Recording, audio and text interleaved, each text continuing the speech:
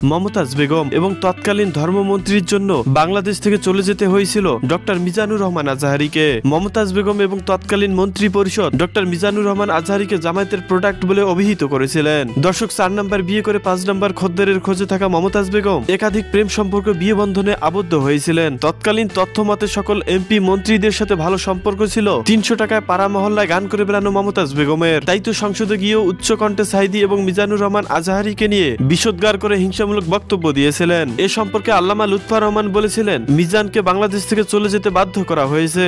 সোজা কথা, সংক্ষিপ্ত কথা, চূড়ান্ত কথা, শেষ কথা, মিজান আবার আসবে, বিজয়ীর বেশে আসবে, বীরের বেশে আসবে। এদেশের তাওহিদি জনতা ইতিহাস সৃষ্টি করে তাকে আলিঙ্গন করবে। আর সেই কথাগুলোই সত্যি হয়ে গেছে। চট্টগ্রামে মিজানুর রহমান আজহারীর মাহফিলে 12 লাখ সিম এন্ট্রি করা হয়েছিল।